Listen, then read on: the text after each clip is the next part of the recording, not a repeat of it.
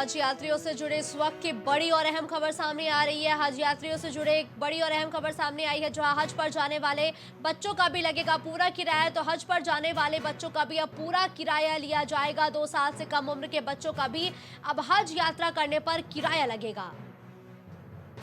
हज जाने वाले दंपत्ति अपने बच्चों को साथ ले जा सकेंगे। इस दौरान अगर 2 साल से कम उम्र का बच्चा है तो उसका भी किराया लगेगा। हज कमेटी ऑफ इंडिया की ओर से ये आदेश हुए जारी। तो हज यात्रियों से जुड़ी इस वक्त की बड़ी और अहम खबर लगातार सामने आ रही है, जहां अब बच्चों के हज यात्रा करने पर भी पैसा लगेगा। हज पर जाने वाले बच्चों का भी पूरा किराया वसूला जाएगा। इस दौरान 2 साल से कम उम्र के बच्चों का भी अब हज यात्रा करने पर किराया लगेगा।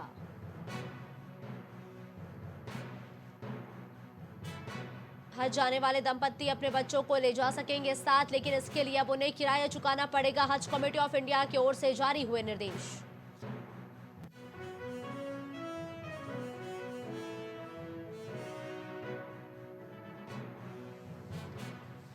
तो हज पर जाने वाले बच्चों का भी अब पूरा किराया वसूला जाएगा। हज पर जाने वाले बच्चों का पूरा किराया लगेगा। 2 साल से कम उम्र के बच्चों का भी अब किराया लगेगा हज यात्रा करने पर। इस दौरान दंपत्ति अपने बच्चों को हज यात्रा के लिए साथ तो ले जा सकेंगे, लेकिन अब उनको किराया देना पड़ेगा। हज जाने वाले दंपत्ति अपने बच्चों को साथ ले जा सकेंगे और हज कमेटी ऑफ इंडिया की ओर से जारी हुए निर्देश।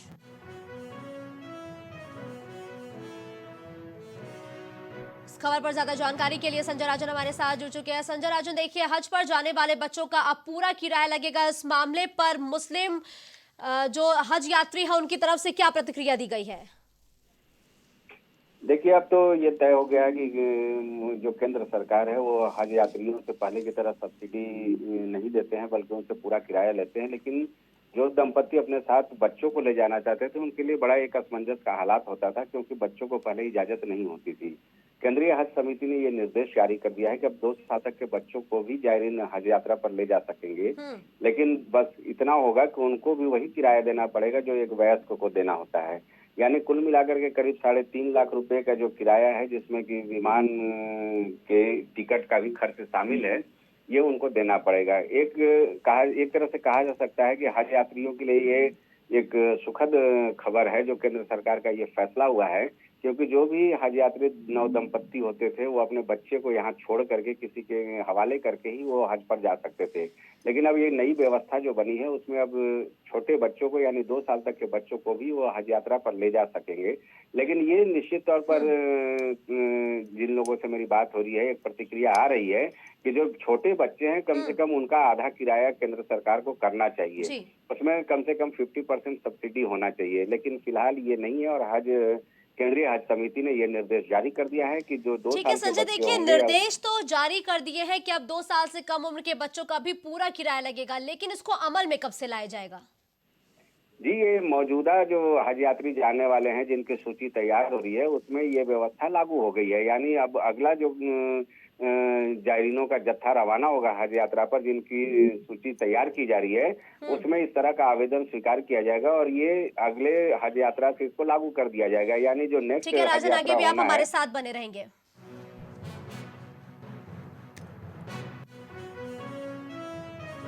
तो निवेश को लेकर सीएम योगी का प्रयास रंग लाता हुआ नजर आ रहा है। तो सीएम योगी का प्रयास अब धरातल पर रंग ला रहा है, जहां 8 जिलों में होगा 1 करोड़ का निवेश। तो 8 जिलों में अब 1 करोड़ का निवेश किया जाएगा। सोनभद्र, चंदौली, चित्रकूट और बहराइच में अब 1 करोड़ का इन्वेस्टमेंट किया जाएगा। 8 जिले हैं जिसमें फतेहपुर, श्रावस्ती, सिद्धार्थनगर और बलरामपुर भी शामिल है, जिसमें तकरीबन 1 करोड़ के निवेश किए जाने की बात सामने आई है। जहां अकेले सोनभद्र के लिए ही 78,000 की ऐसी धनराशि है, 78,000 करोड़ की, जिसका इन्वेस्टमेंट किया जाएगा। और सोनभद्र की 43 निवेश परियोजना को योगी सरकार से मंजूरी मिली है।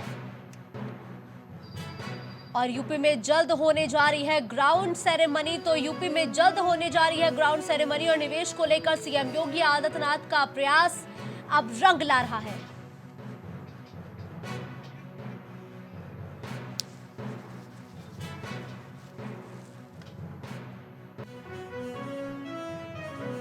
संसद की सूचना में चूक का मामला, तो संसद की सुरक्षा में चूक मामले से जुड़ी बड़ी अपडेट सामने आ रही है, जहां सपा अध्यक्ष अखिलेश यादव ने भी बयान दिया है। एक्स पर अखिलेश यादव की तरफ से ट्वीट किया गया है। आपको बता दें कि संसद की सुरक्षा के साथ गंभीर खिलवाड़ किया गया है। अखिलेश यादव ने ये तमाम जो आरोप है ये एक्स पर लगाते हुए ट्वीट किया है। पूरे मामले की तत्काल जांच किए जाने की बात भी अब सपा सुप्रीमो की तरफ से कही गई है।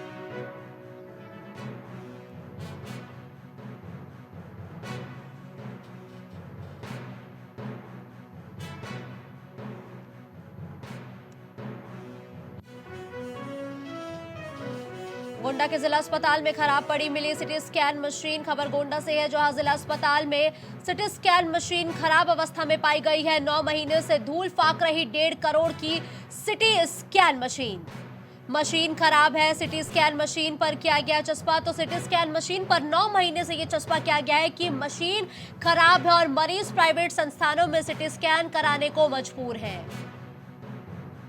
वेंटिलेटर पर गोंडा का स्वास्थ्य विभाग, तो वेंटिलेटर पर गोंडा का स्वास्थ्य विभाग नजर आए हैं। इस दौरान सरकारी जिला अस्पताल में सिटी स्कैन मशीन खराब अवस्था में पाई गई है और 9 महीने से ये मशीन धूल फाक रही है, लेकिन इस मशीन को ठीक करने की जहमत किसी भी अधिकारी द्वारा नहीं की गई है।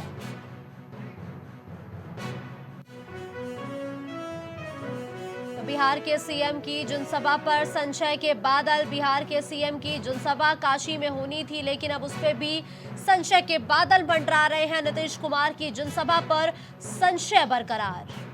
बिहार के मंत्री श्रवण कुमार का बड़ा आरोप, तो बिहार के मंत्री श्रवण कुमार का बड़ा आरोप है यूपी सरकार नहीं दी जनसभा के लिए परमिशन, तो यूपी सरकार की तरफ से जनसभा के लिए परमिशन नहीं दिया गया है। ये बड़े आरोप लगाए गए हैं। जगतपुर इंटर कॉलेज में प्रस्तावित है नीतीश की जनसभा।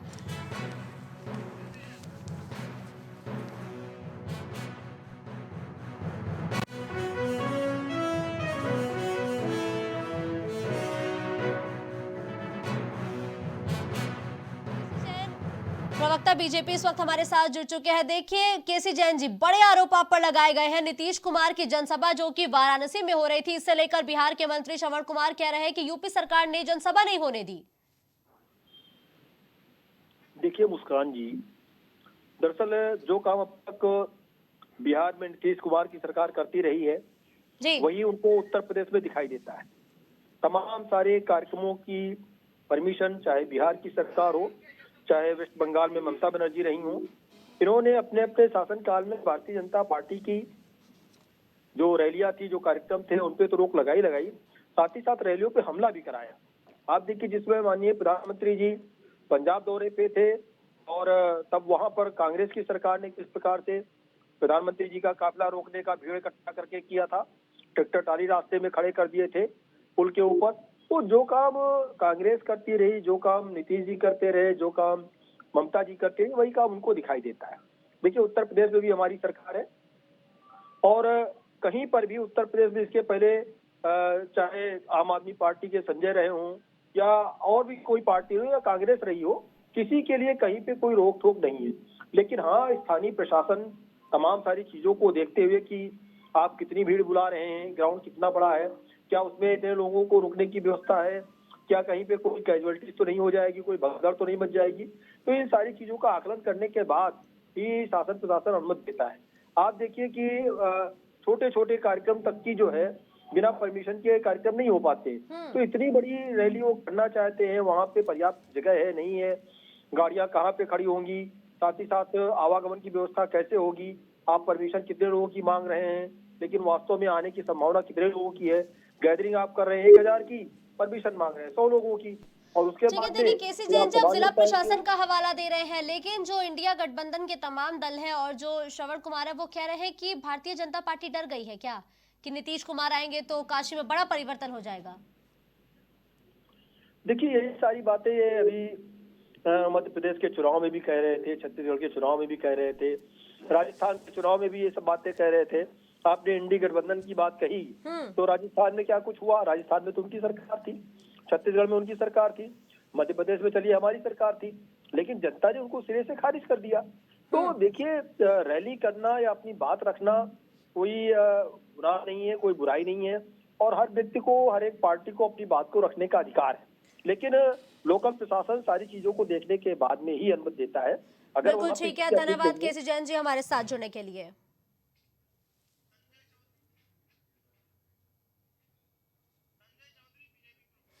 संजय चौधरी बीजेपी प्रवक्ता भी इस वक्त हमारे साथ जुड़ चुके हैं। देखिए संजय जी, नीतीश कुमार की एक विशाल जनसभा का आयोजन वाराणसी में होना था, लेकिन अब उस पे संकट के बादल मंडरा रहे हैं, क्योंकि नीतीश कुमार के जो मंत्री हैं वो ये कह रहे हैं कि बीजेपी इनकी जनसभा होने ही नहीं दे रही है। डर है बीजेपी में। मुझे लगता है कि ऐसे हास्यास्पद नंबर की पार्टी जो बिहार में ही 3rd ग्रेड पर है, वो उत्तर प्रदेश में यहाँ के, मुझको लगता है कि प्रशासन ने किसी आधार पर उसे वो किया होगा, उस आधार को वो ठीक करेंगे, निश्चित रूप से उनको अनुमति मिलेगी। और अभी तो उनके बारे में ऐसी जानकारी मिल रही है कि पूरे उत्तर प्रदेश में 12 रैली करना चाहते हैं कि अच्छी तरह से रैली करें। और मुझे लगता है कि उनकी रैली, अब जब कांग्रेस ने अपने साथियों का साथ छोड़ दिया है, तो कांग्रेस को कमजोर करने के लिए ही वो रैली करने वाले होंगे। अपना शक्ति परीक्षण चाहते हैं और मुझको लगता है सीट शेयरिंग में वो अपना बार्गेनिंग करने के लिए कर रहे होंगे। भारतीय जनता पार्टी का इससे कोई संबंध नहीं है। मुझे लगता है प्रशासनिक आधार पर उसको, इनको निपटना चाहिए। बिल्कुल ठीक है, धन्यवाद हमारे साथ जुड़ने के लिए सर।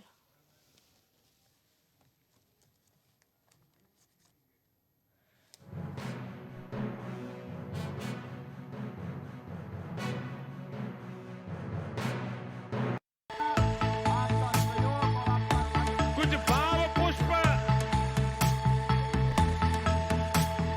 आप देख रहे हैं प्राइम टीवी, सच साहस सरोकार। चंदौली लोक